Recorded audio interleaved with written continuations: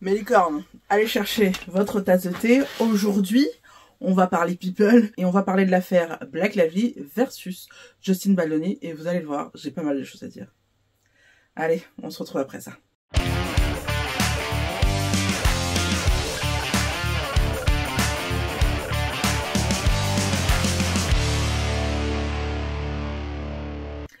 Hello mes licornes, je suis ravie de vous retrouver pour cette nouvelle vidéo. On se retrouve pour une vidéo un style de vidéo que j'ai pas du tout l'habitude de faire. Tout simplement parce qu'on va parler d'une affaire judiciaire en cours en ce moment.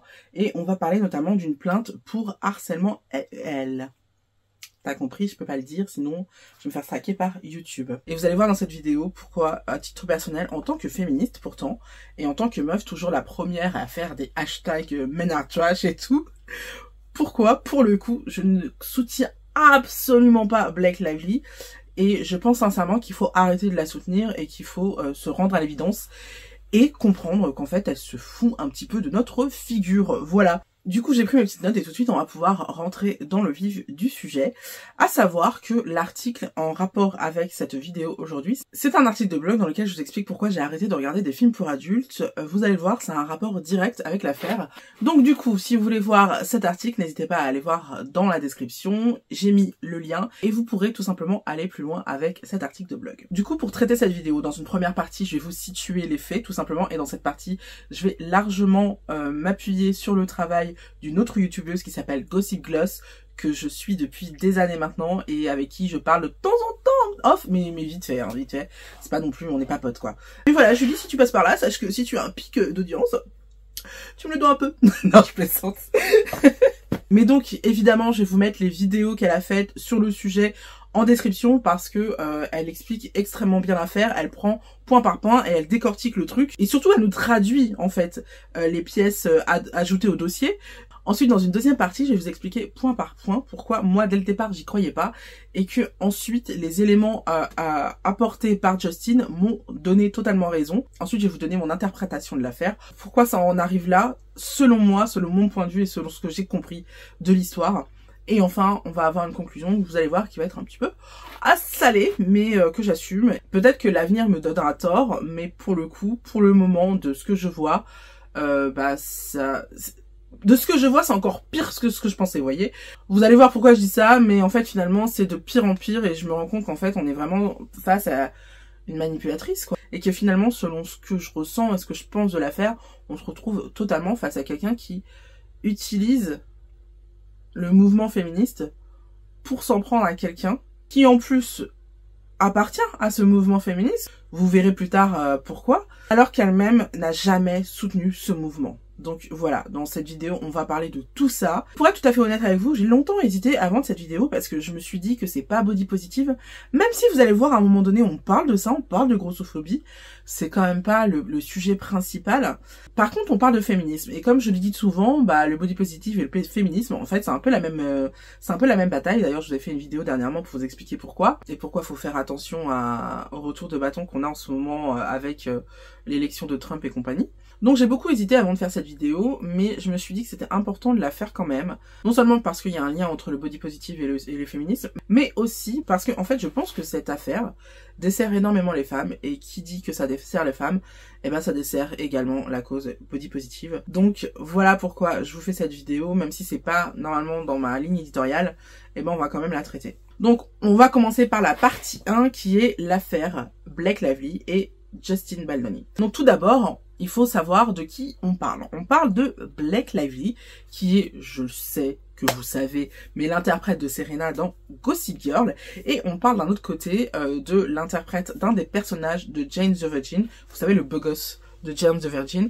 Je suis désolée, je me souviens pas du nom du personnage, je vais vous le mettre quelque part parce que je vais le retrouver d'ici le montage, mais je me souviens pas du tout du nom du personnage parce que je n'ai jamais vu Jane the Virgin. Moi, tu me mets The Virgin, déjà, ça m'intéresse pas. Voilà, la virginité des femmes, franchement, j'en ai ras-le-bol, comme on parle. Mais donc, voilà, on a ces deux personnages, et en fait, Justin Baldoni a acheté les droits d'un livre de New Romance pour l'adapter au cinéma. Et il a pris comme actrice principale Blake Lively. Et donc il était le réalisateur du film, le producteur principal également, mais aussi l'acteur principal. Parce que justement, l'autrice qui lui a vendu les droits de ce livre lui a dit qu'elle le voyait trop dans sous les traits du personnage, parce qu'il avait trop bien compris le personnage. Donc c'est pour ça qu'il l'incarne à l'écran. Et de quoi parle ce livre? Ce livre parle d'une relation amoureuse extrêmement toxique. Et quand je dis toxique, c'est vraiment un euphémisme parce qu'on parle en fait de violence conjugale. Voilà, malheureusement. Et pour vous la faire courte, je vous mets encore une fois les vidéos de Gossip Gloss qui vous détaillent l'affaire, mais par A plus B. D'ailleurs, je vous invite chaudement à mettre sur pause à ce moment-là et d'aller voir les 4 vidéos que je vous ai mis en barre d'infos pour bien comprendre l'affaire. Il y a aussi d'autres vidéos annexes qu'elle a faites, mais je pense que les 4 vidéos principales sont importantes. Donc on va voir la vidéo sur le bad buzz qu'a fait Blake Lively pendant le lancement de ce film, et je vais vous en parler dans pas longtemps. Ensuite, on a la vidéo sur la plainte qu'a lancée Blake Lively sur Justin Baldoni. Et ensuite, on va avoir la plainte de Justin Baldoni contre le New York Times qui a divulgué l'affaire en fait.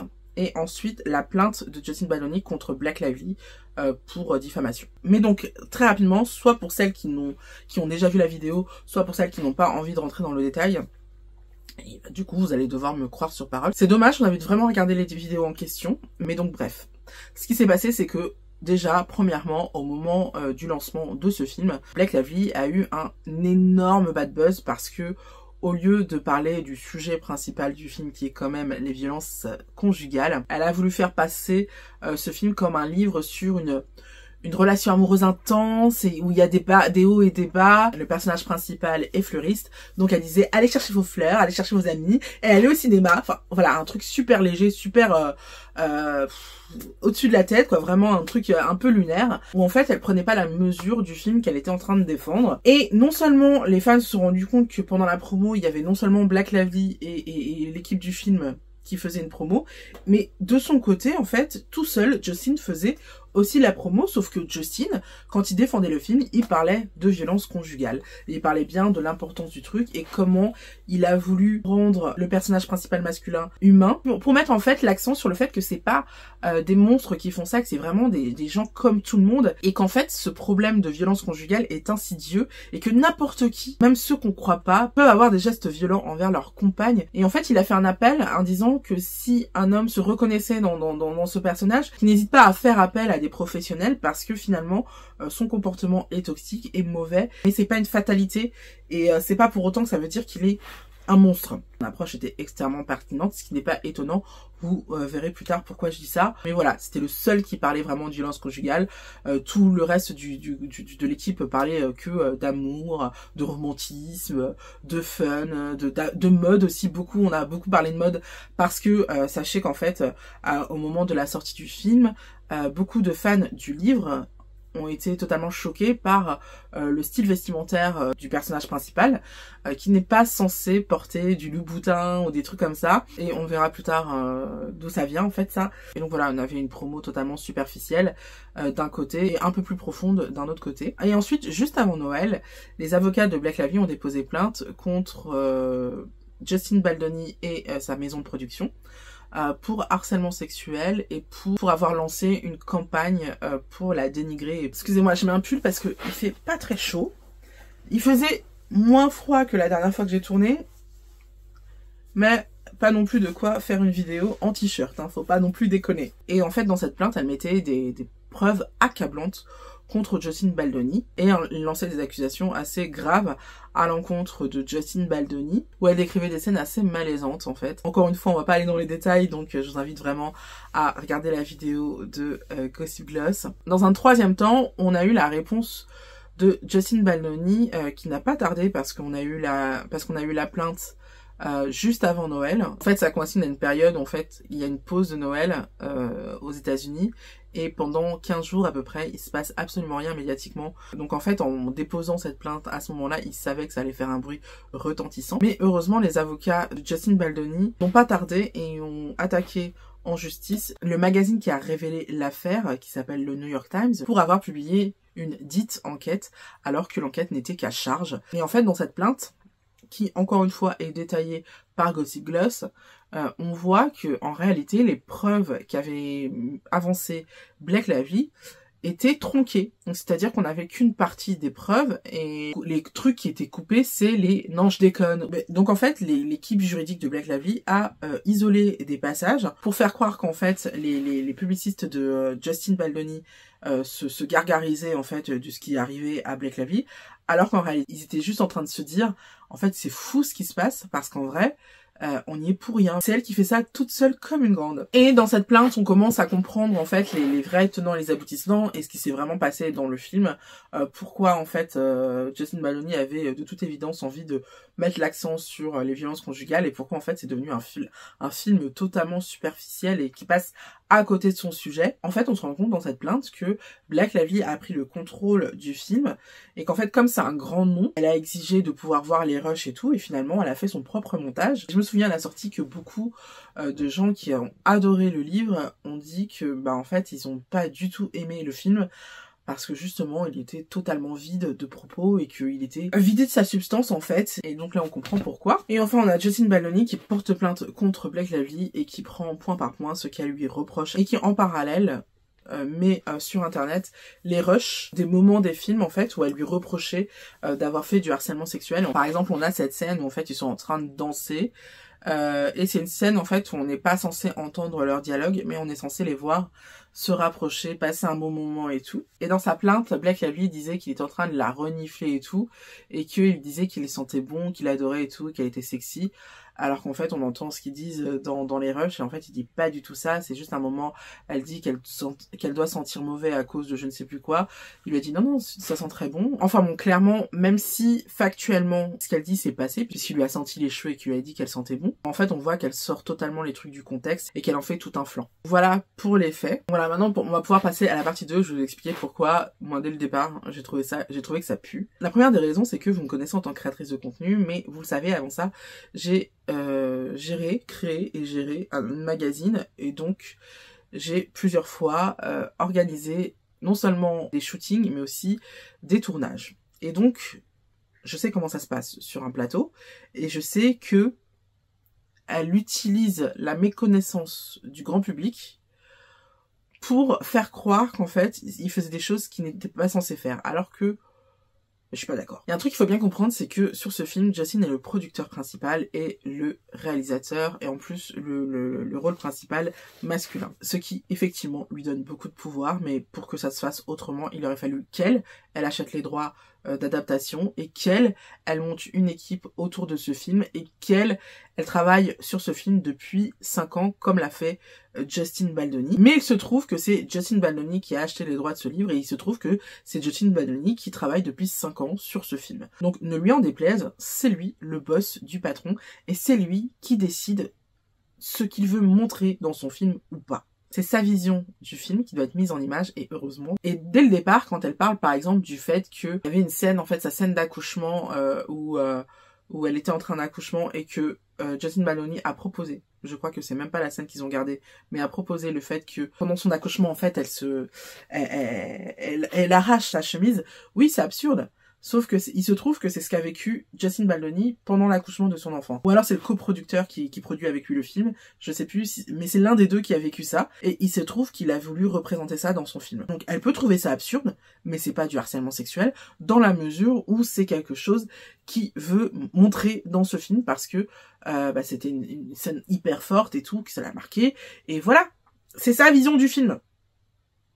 C'est tout. À savoir que dans sa plainte, Blake Lively fait croire qu'en fait elle est nue sous la dite chemise et qu'elle porte qu'un léger tissu et tout, alors qu'en fait non, c'est pas vrai. Elle porte une combinaison, non seulement une combinaison en haut, mais une combinaison de ventre de femme enceinte, une culotte, enfin bref, elle est absolument pas nue sous sa chemise en fait. Ou alors elle se plaint du fait que Justin Baldoni a voulu faire jouer un de ses amis pour faire le gynécologue qui la faisait accoucher. Mais il fait jouer qui il veut. C'est son film. C'est pas elle qui est responsable du casting. Il fait jouer qui il veut. Alors que ça lui plaise pas, ok. Mais qu'elle porte plainte pour ça, Je suis pas d'accord. Ou encore une fois, cette fameuse scène où ils sont en train de danser et il n'y a pas de son. Donc, enfin, il y a une musique en fait. Et que du coup, on n'entend pas ce qu'ils disent, mais qu'ils doivent se montrer proches. Et il se trouve que Blake Lively lui disait, non, on s'embrasse pas. En fait, c'est plus romantique si on se parle juste. C'est Justin Baldoni, le réalisateur. C'est sa vision qui doit être mise en avant. Et ce qui est évident, c'est que Justin Baldoni a voulu montrer l'alchimie des deux personnages dans cette scène. Non seulement l'alchimie intellectuelle, mais l'alchimie aussi physique. Donc oui, il l'embrassait dans le cou. Mais il était dans son personnage à ce moment-là. Ils sont en train de tourner. Ils sont en train de tourner. Et moi, ça me rend dingue, en fait, de voir sur les réseaux sociaux des femmes qui disent « Ah ouais, ça, effectivement, je l'ai vécu, c'est vraiment pas facile et tout. » De toute évidence, elle a pas envie qu'il continue. En tout cas, elle lui dit qu'elle veut qu'il continue à parler. Mais lui, il continue à l'embrasser dans le cou, nanani, nanana. Alors, moi, je dis oui, très bien. Dans la vraie vie, oui, d'accord. Mais là, on est sur un tournage d'un film de New Romance. On est sur un tournage d'un film où ils sont censés être très, très amoureux et se grimper dessus tous les 10 minutes. Je vous rappelle. Je dis ça comme ça. Elle savait, quand elle a eu le script, elle savait qu'il fallait qu'il montre une certaine intimité. Elle le savait, qu'il y aurait des scènes intimes aussi. Et encore là, franchement, c'est soft, hein. On voit la scène, elle est soft, elle est vraiment soft. Ce qu'on apprend plus tard, en fait, avec la plainte de Justin Baldoni, c'est que Blake Lively, au moment du tournage, n'avait pas lu le livre. Et elle impose, en fait, sa vision du personnage, quoi. À un moment donné, c'est incroyable. Et sans surprise, quand ils ont fait des essais, parce que au moment où elle a voulu prendre le contrôle, en fait, le studio Sony a fait des essais et a projeté d'un côté le film de Justin Baldoni et d'un autre côté le film de Blake Lively. Sans surprise, c'est celui de Justin Baldoni qui a eu le plus de bons retours. Et la seule catégorie qui a eu le plus de bons points au moment du visionnage, c'est la catégorie masculine, parce qu'on voyait beaucoup plus Blake Lively dans sa version. Oui, mais sauf que c'est un film qui s'adresse à des femmes. Merde! Bref, pour des raisons professionnelles et de connaissance de ce que c'est qu'un shooting ou un tournage, dès que j'ai vu sa plainte, déjà, j'ai trouvé que ça puait. Parce qu'en plus, beaucoup se sont arrêtés sur le fait que Justin ait signé un contrat, en fait, où il s'est engagé à ce qu'il n'y ait plus des comportements qu'elle lui reprochait. Sauf qu'en fait, le fait qu'il signe ce document, ça veut pas absolument pas dire que ça a eu vraiment lieu, puisqu'en fait, elle a pris en otage le tournage, et elle a dit, bah, soit tu signes, et je reprends le tournage, toi tu signes pas, et tu prends une autre actrice. Et en fait, il avait mis en jeu tellement d'argent, et il y avait le travail de tellement de personnes et tout, qui avait été mis en jeu, qu'il pouvait pas lui dire non. Donc évidemment, il a signé, mais ça veut pas dire en fait que ça s'est passé vraiment. La deuxième des raisons pour lesquelles j'étais très très très sceptique dès la plainte de Blake Lively, c'est que Justin est un allié. Vous le savez sur cette chaîne, je suis féministe depuis toujours, et ce genre de questions me tient à cœur. Et alors, forcément, quand j'ai vu le bad buzz qu'avait fait Blake Lively avec ce film, je me suis évidemment très intéressée à ce monsieur, puisque j'ai vu que c'était un mec qui défendait quand même une cause féministe. J'ai été super intéressée. Donc j'ai commencé à le suivre et j'ai commencé à regarder ce qu'il faisait, ce qu'il avait fait avant ce film. En fait, il se trouve qu'il anime un podcast depuis 2021 sur la masculinité saine, enfin où il prône une masculinité plus saine, et donc où en fait il va remettre en question la masculinité toxique et parler d'un comportement beaucoup plus positif. Depuis l'affaire Blake Lively, j'ai vu plein de magazines féministes dire qu'en fait le fait qu'il ait défendu le film en parlant de violence conjugale, c'est que voulait se réapproprier le truc féministe. En fait, c'était un moyen de remettre en question Blake Lively et tout. Alors que pas du tout, en fait, il parle de féminisme depuis au moins 4 ans en fait. Et en fait, pour moi, c'est le fond du problème, c'est que on est là toutes en tant que féministes à tomber sur le dos de Justin Baldoni et à croire à tout prix à ce que nous présente Blake Lively, alors qu'il nous suffirait de nous intéresser un tant soit peu à ce qu'a fait Justin Baldoni pour se rendre compte que des deux, Justin Baldoni est celui qui défendait la cause féministe, alors que Blake Lively, on y reviendra plus tard, pas du tout. Mais alors, pas du tout. Et c'est comme tous ces contenus féministes qui tombent sur le râle de Justin Baldoni avec les déclarations de Blake Lively sans avoir lu la plainte de Justin Baldoni qui répond à toutes ces déclarations et qui démontre avec des preuves entières que ce qu'elle dit est faux. En fait, quand on comprend en fait le personnage, on se rend compte que la raison pour laquelle il a voulu faire ce film, c'est justement pour parler des violences conjugales et pour arrêter de caricaturer les hommes qui font des violences conjugales. En fait, ce qu'il apporte au mouvement féministe est hyper intéressant et on en a besoin en fait. On a besoin de vrais outils pour se battre contre les violences conjugales et l'un de ces outils, c'est la thérapie des hommes qui font des violences conjugales. Et on peut pas se contenter de punir les hommes, même s'il faut le faire. On peut pas s'en contenter, en fait. En amont, il faut les soigner. Troisième des raisons pour lesquelles j'étais très sceptique quand j'ai vu la plainte de Blake Lively, c'est que, en fait, aussi suite à cette affaire, ou pendant le lancement du film, j'ai été confrontée à plein de passages, en fait, plein de moments où Blake Lively est méchante.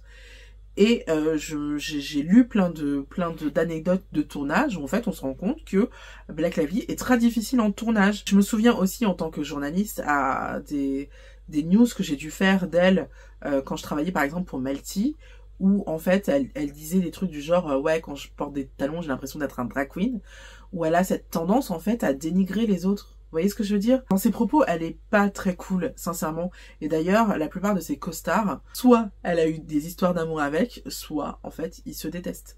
Et des fois, elle a eu une histoire avec et après, ils se sont détestés. Donc c'est quand même quelqu'un qui, historiquement, a l'habitude de se mettre à dos plein de personnes. Et il faut le prendre en compte aussi. Quatrième raison pour laquelle j'étais sceptique dès le départ, c'est que, en fait, Blake Lively n'a jamais été du côté féministe. Je me souviens que pendant MeToo, elle a défendu Weinstein. Oui. Donc j'ai trouvé ça assez culotté de porter plainte pour des raisons féministes, alors qu'elle n'a jamais supporté le mouvement. Elle n'a jamais soutenu ça. Jamais. À chaque fois qu'elle a eu l'occasion de le faire, elle ne l'a pas fait. Et d'ailleurs, ce film était une belle occasion de le faire. Et elle a parlé de fleurs, elle a parlé... Ah, j'ai oublié de dire, ce qui était aussi choquant pendant le lancement de ce film, c'était aussi que elle en profitait pour faire la promotion de sa ligne de soins pour les cheveux et de sa marque d'alcool.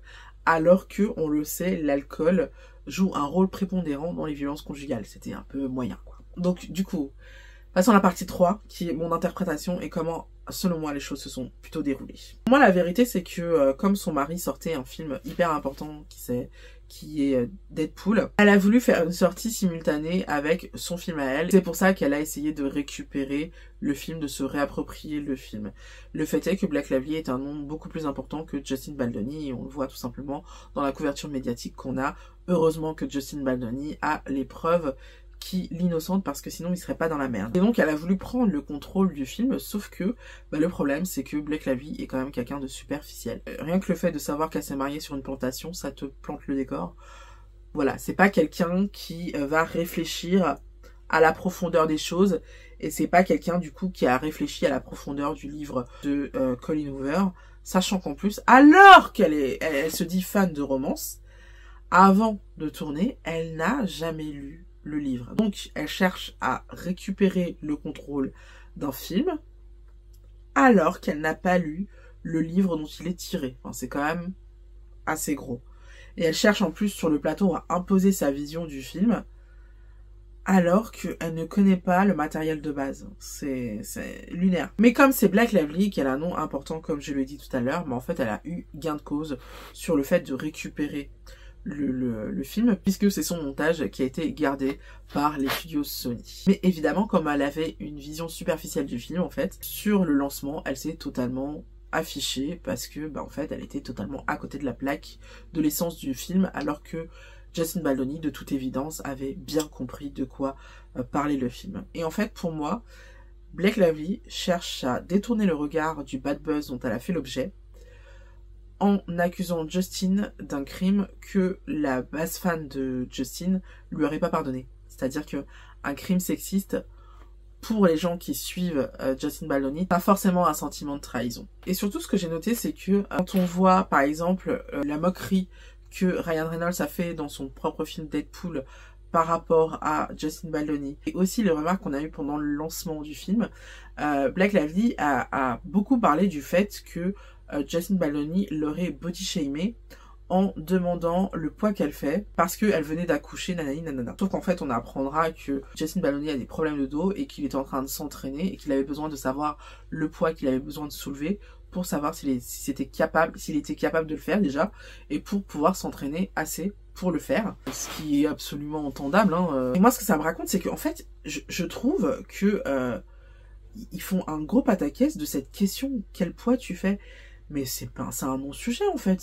Pourquoi tu prends aussi mal une question pareille, en fait? Et moi, ce que je ressens vraiment de cette affaire, c'est que c'est Blake Lively qui a un problème avec son poids, et c'est Blake Lively qui a le problème avec le poids en général, parce que, souvenez-vous, quand il y a eu cette affaire où il y avait une intervieweuse qui lui avait souhaité ses félicitations pour son petit bidon, parce qu'elle avait annoncé qu'elle était enceinte, et elle lui a répondu, bah, félicitations pour le tien, alors que l'autre n'était pas enceinte, et qu'en plus, en fait, on apprendra plus tard que cette femme essayait de faire un enfant depuis des années, n'y arrivait pas. Et donc moi, avec tout ça, j'ai l'impression vraiment que c'est Blake Lively qui a un problème avec son poids, et avec le poids en général, alors que Justin Baldoni, si tu regardes les backstage du film, du tournage du film, en fait, tu vois qu'il a plein de personnes dans son équipe qui sont grosses.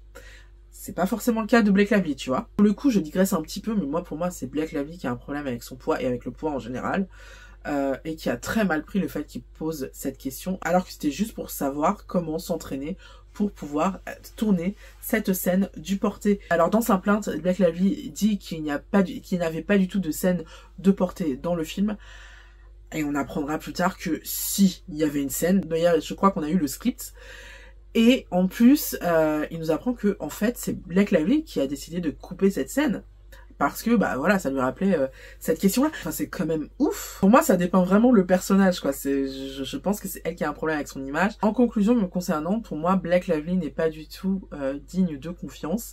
Et je n'ai absolument pas confiance en ses propos. Je ne la crois pas. Je vous dis franchement, je ne la crois pas.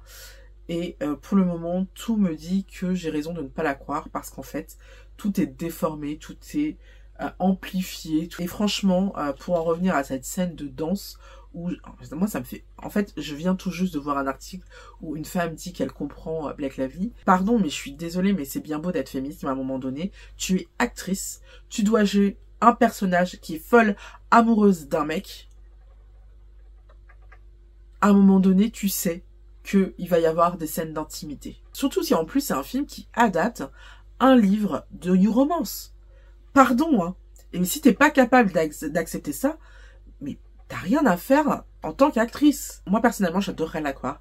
J'adorerais me dire que quand une femme se plaint d'avoir été agressée sexuellement, d'avoir été victime de harcèlement, j'aimerais qu'on puisse se dire, ok, c'est vrai. J'aimerais qu'on puisse la croire sur parole. Mais là, cette affaire-là, je suis désolée, c'est pas le cas. Là, cette affaire-là, pardon, hein, mais à moins d'être de mauvaise foi, et à moins d'avoir un regard tellement biaisé qu'en fait, finalement, c'est pas possible de cohabiter avec toi, en fait. C'est pas possible de travailler avec toi-même.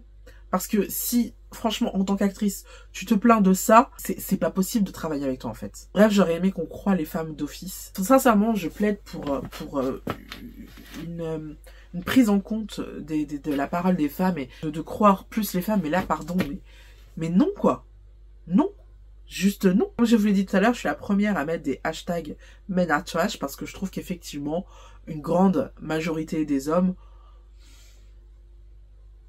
voilà quoi, hein, vous m'avez comprise. Mais il faut pas oublier que les connasses ça existe aussi, et que les perverses narcissiques existent aussi. Personnellement, je ne sais pas si Blake est l'une ou l'autre de ces trucs. Peut-être qu'elle est assez égocentrique pour croire que Justin Baldoni voulait la ken alors qu'il voulait juste tourner son film et tourner sa vision du film. Mais force est de constater qu'elle manipule les faits et force est de constater qu'elle a été plusieurs fois accusée d'être une manipulatrice et de déformer les faits, de prendre des faits qui se sont passés et de les déformer et de les mettre totalement à ce qu'elle, enfin, son image.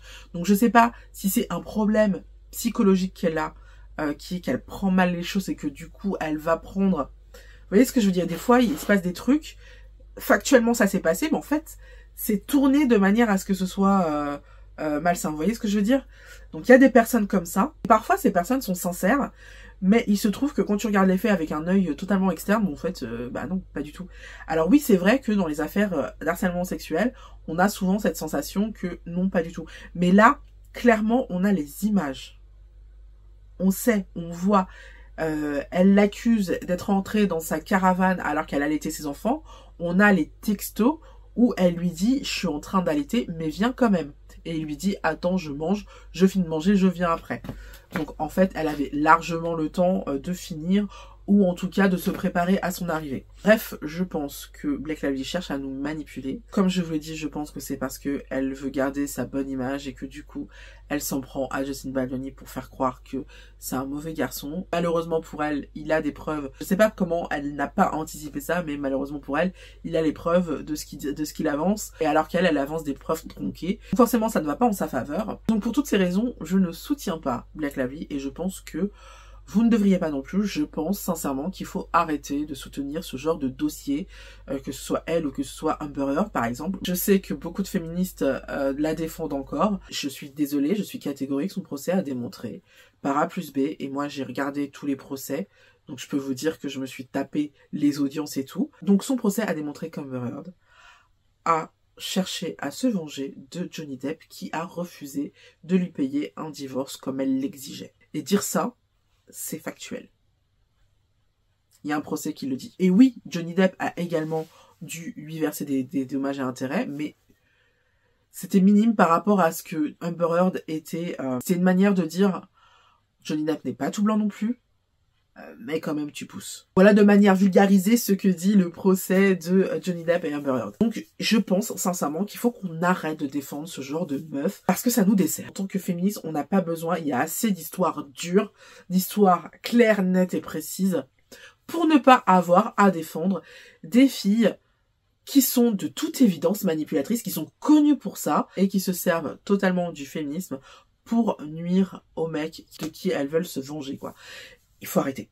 Il faut vraiment arrêter, sincèrement. Je pense que en tant que féministe, on se dessert, on se fait mal entendre. Et encore plus en ce moment, alors que le masculinisme est en train de prendre un essor épouvantable, on se dessert totalement à se solidariser à ce genre de personnage, parce que les masculinistes utilisent ce genre d'affaires pour mettre en évidence le fait que y a des femmes qui s'en prennent aux hommes et qui les accusent des pires maux pour leur argent ou pour... Enfin bref, passons, vous comprenez le principe. Je pense sincèrement qu'il faut arrêter de tomber dans le panneau. Voilà. On les soutienne au début, c'est normal, mais au fur et à mesure où arrivent les preuves, il faut qu'on regarde la vérité en face et qu'on se dise ouais non, là elle pousse. Je le dis et je le répète, si une actrice n'est pas capable d'accepter quand on dit moteur Saturne, qu'un mec l'embrasse dans le cou, lui renifle les cheveux et ait une attitude de séduction avec elle pendant un tournage,